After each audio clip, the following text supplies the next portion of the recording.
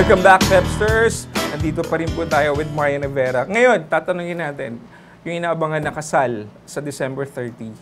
So, Marian, sa dami ng ginagawa mo, kailangan magli-leave muna.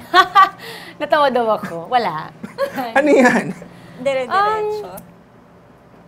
Paano ko ba sasabihin? Wala talaga eh. Pero syempre, pagdating ng December at palapit na tong wedding namin, syempre hindi na ganun ka, kumbaga loaded yung mga gagawin ko. Pero meron pa rin mga gagawin. Ano na yung mga preparations na ginagawa o kung ano may mga natapos na ba? Marami na. Halos nasa 80% na kami na halos matatapos na talaga. Yung bilang ng principal sponsors, ilan yung total? 20, ng pairs? 20. Pairs. Nakompleto na yan? Kompleto na yan. Wow. How about yung mga bridesmaids and groomsmen? Ang dami. Yung maid of honor ko ay 3. Yung best friend ko nung college, Roxanne Barcelo and Ana Fileo and Joylyn Santos.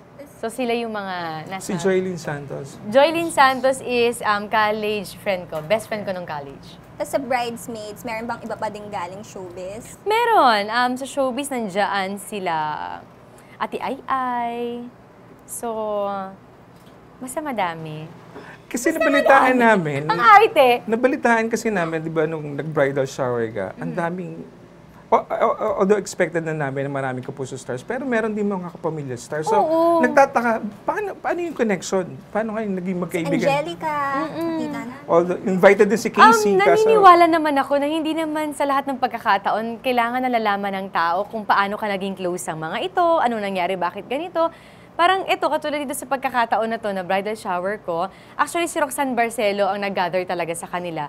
Isa lang tinanong sa akin ni Roxanne, sino ang mga gusto mong makita sa bridal shower na ito? Sinabi ko yung mga gusto kong makita at natuwa ako na napagsama-sama niya yung mga kaibigan ko na yun.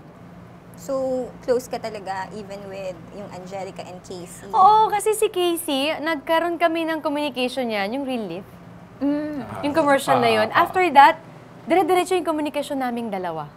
Hindi na putol. Nakikita man kami o hindi man kami nakikita. Sobrang sweet kasi ni Casey eh. Kumbaga, siya yung tipong kaibigan na kahit hindi mo nakikita nandyan.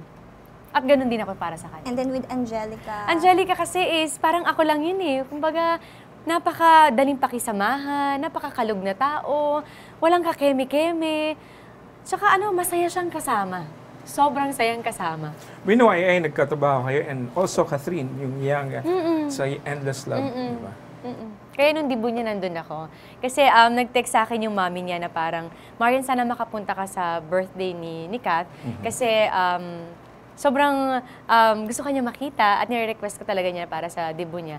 Hindi ko naman yun tinanggihan dahil si Kat din ay sobrang love ko din yung bata na yun dahil hindi pa siya si Catherine Bernardo ngayon na talagang wow, di ba, na napakabait na bata na lahat ng biyaya ibinigay din sa kanya ng Panginoon. So, nung nasa Endless Love pa lang na young Marian siya dun eh. So, nakita ko na din na napakabait na bata, malaki ang potensyal at saka mapagmahal talaga sa magulang. Nakita ko kung gano'n siya ka-sweet sa mami niya. May papel ba siya sa wedding entourage? Dapat. Kaso mo, mag-a-abroad yata siya. So, ayoko naman ng bungi yung entourage ko. Gusto ko buo. Yun, with all the trabaho, paano na isisingit yung wedding preparations? Ano yung, meron ka bang mga tao na gumagawa niyan o personal mong Meron ginagawa? naman kaming mga taong gumagawa, pero at the end of the day, kami pa rin dalawa ni Doc ang magde-decide sa mga bagay-bagay na mangyayari sa wedding namin. Pero kung meron man hands-on sa amin dalawa, si Dong yun. Talaga? Bakit? Sobrang Paano? sweet niya. Hindi ko sinasabi na Di ba busy rin siya? busy rin siya, pero nakita ko kung gaano siya ka-involved, kung gaano niya ka-love yung preparation na ginagawa niya. Sabi ko nga, ano ba yan? In love na nga ako, lalo pa ako nai-in love sa ginagawa niya para sa akin.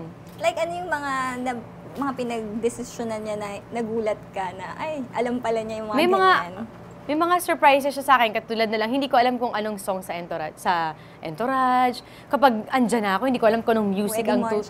Wedding march. So, ang dami kong hindi alam kung sino yung magpe-perform dun sa wedding, hindi ko rin alam. So, surprise. Surprise. Kaya nga sabi ko, hindi siya nauubusan ng mga sorpresa para sa akin. So, nakakakilig lang na eto na, pero ginagawa niya lahat. At hindi ko makakalimutan palagi yung sinasabi sa akin na lahat ng ito ay ginagawa ko hindi para i-please kung sino man. Ang gusto ko i-please dito, ikaw. Dahil gusto ko ibigay sa'yo lahat ng the best. Kasi the best ka para sa akin.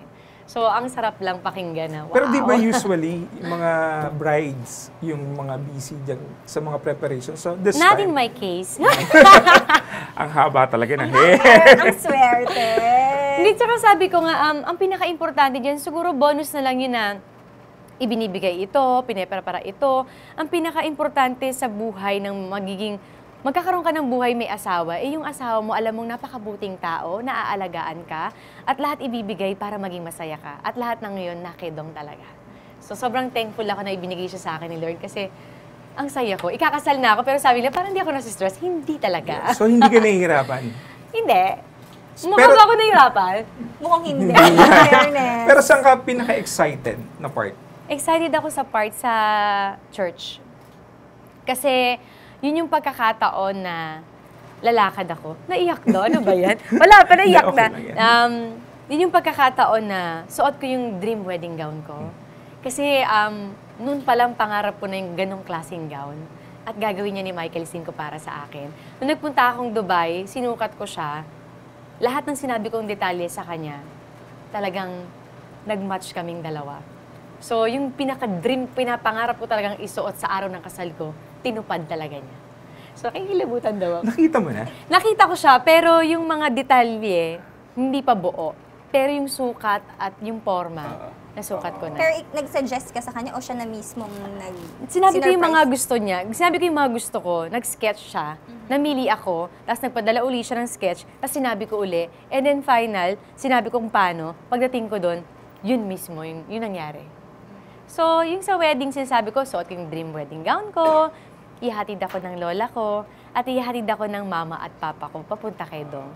So, kumpleto yung mga mahal ko sa buhay. At parang, yun yung pakiramdam ko na pinaka-importante kasi bibigyan ka ng blessings ng pamilya mo para ihatid ka dun sa mapapangasawa mo. Importante sa akin talaga ang pamilya.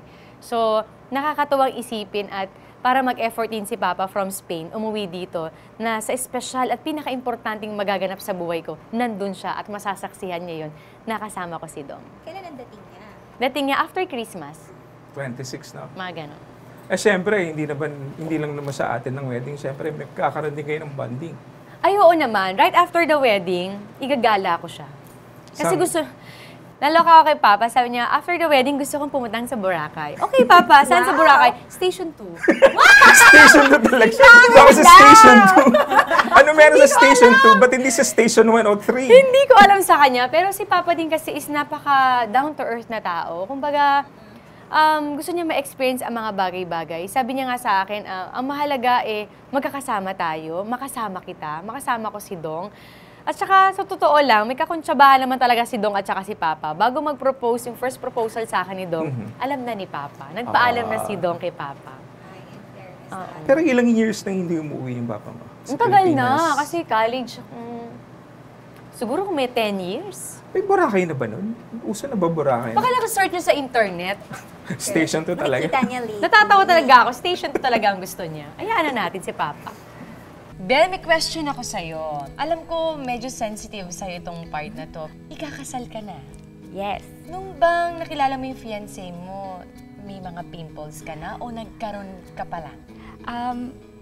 Medyo konti pa nung una kaming nagkakilala. Tapos medyo nag-worse nung medyo siguro kalagitnaan ng relationship namin. First time na ipapakilala niya ako sa family niya, yung sa mas marami niyang relatives. Siyempre, ako pa yung girl sa relationship. Ako pa yung hindi maganda yung skin. Tingin mo, anong dahilan kung bakit nagkaroon ka ng pimples? Parang high school pa lang ako, oily na siya. Tapos, isa ako sa mga una sa school namin na mag-breakout sa age namin. Oo. Tapos, isang birthday ko, hinahanap nila akong lahat. Tapos hindi ako pumasok kasi hindi ako may pimples. Alam mo, nakikita kita, nag-usap tayong dalawa, tumatawa ka, pero nakikita ko teary-eyed ka na. Bakit? Yes, kasi syempre, naaalala ko yung days na yun. Okay lang yan. Sa lahat ng babalikan mo na pagkakataon, yun yung ayaw mo isipin. Yes. Kasi parang special day ko yun eh. Yun. Minsan ako-hassle na puntahan sila. So, hindi ka na lang pupunta. Okay lang yan. Iiyak mo yan. Okay na. Gusto kong harapin natin yung problema mo at gusto kong sabihin sa'yo na kaya nating solusyonan yan. At eto, ituturo ko sa'yo ang tamang paggamit ng MaxiPin. Magiging nightly regimen mo ito bago matulog. Ang unang step is to wash your face with MaxiPil Facial Wash. Step 2 is to use Maxipil Exfoliant Solution number 2 na makakatulong sa type ng skin mo to renew it and remove your blemishes. Use 1 to 2 drops of solution number 2 sa isang cotton ball and then gently apply it on your face and neck in an upward motion. Ito ay nightly regimen na dapat gawin for 1 to 2 months straight. After that, dapat ipahinga ang skin mo from exfoliation for 2 months bago siya gamitin uli. Ang final step for your nightly regimen ay gamitin ang Maxipil Moisturizing Cream para mawala ang dryness na nagiging effect ng exfoliation. During the day, wash your face with Maxipil Facial Wash and protect your skin with Maxipil Sunblock Cream.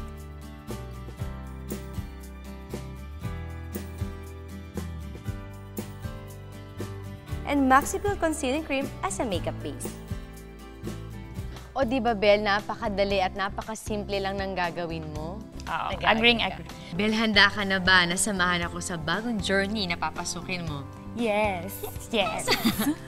Sabay-sabay nating tutukan at suportahan si Bel tungo sa kanyang journey to renewal. Ready? No. Dan, dan, dan, dan.